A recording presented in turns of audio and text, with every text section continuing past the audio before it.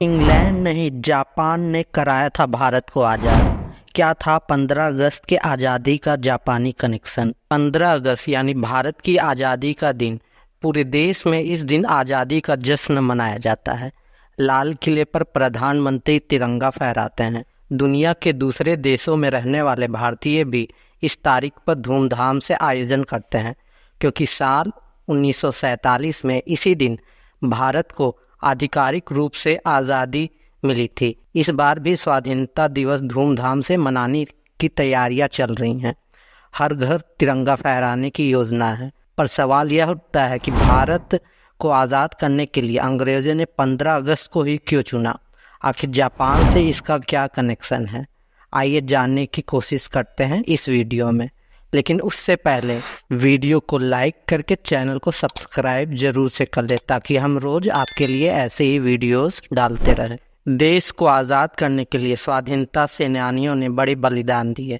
अंग्रेजों की लाठियां खाई तो सीने पे गोलियां भी झेली, सरेआम फांसी का फंदा तक चूमा। महात्मा गांधी का अहिंसा का आंदोलन सबसे बड़ा हथियार बनकर सामने आया। इससे ब्रिटेन पर दबाव बढ़ता गया और आखिरकार जुलाई 1945 में ब्रिटेन में हुए आम चुनाव में जीतकर क्लेमेंट एटली प्रधानमंत्री बने।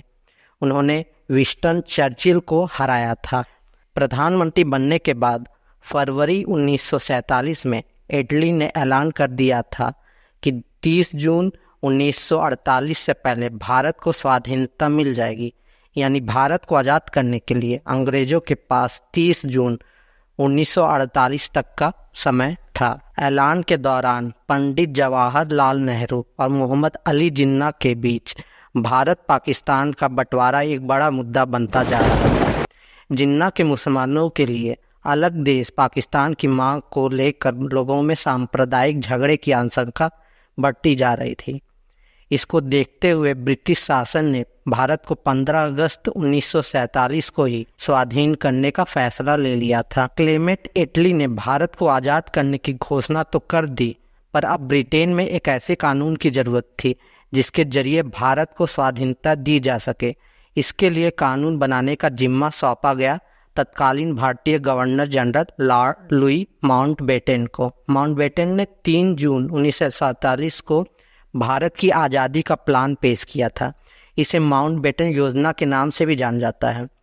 इस योजना के तहत आज़ादी देने के साथ ही भारत को 2 हिस्सों में बांटा जाना था। मुसलमानों के लिए एक नए देश पाकिस्तान का गठन इसी योजना के तहत किया जाना था।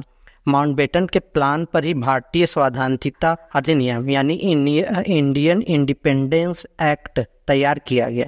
इससे 5 जुलाई 1947 को ब्रिटेन की संसद यानी ब्रिटिश हाउस ऑफ कॉमन्स ने पास कर दिया। इसके बाद 18 जुलाई 1947 को ब्रिटेन के राजा जॉर्ज 6 ने भी इस कानून पर अपनी मुहर लगा दी। इसके बाद 15 अगस्त 1947 को भारत को आज़ादी मिल गई। भारत को आज़ादी देने के लिए 15 अगस्त का दिन ही इसलिए चुना गया क्योंकि इस दिन का आखिरी वायसराय लॉर्ड माउंटबेटन की जिंदगी में खास महत्व था। दरअसल द्वितीय विश्व युद्ध के दौरान 15 अगस्त 1945 को ही जापान की सेना ने ब्रिटेन समेत मित्र देशों के सामने आत्मसमर्पण किया था। इसी दिन जापान के सम्राट हिरोहितो ने एक रिकॉर्डेड रेडियो संदेश जारी किया था, जिसमें उन्होंने मित्र देशों के आगे सरेंडर करने की घोषणा की थी। तब ब्रिटेन की सेना में लॉर्ड माउंटबेटन अलाइड फोर्सेस के कमांडर थे, इसलिए जापानी सेना के सरेंडर का पूरा श्रेय माउंटबेटन को ही दिया गया था। इसलिए वह 15 अगस्त को ही अपनी ज़िंदगी का सबसे अच्छा और शुभ दिन मानते थे। इसलिए उन्होंने 15 अगस्त को ही भारत की आज़ादी के लिए चुना था।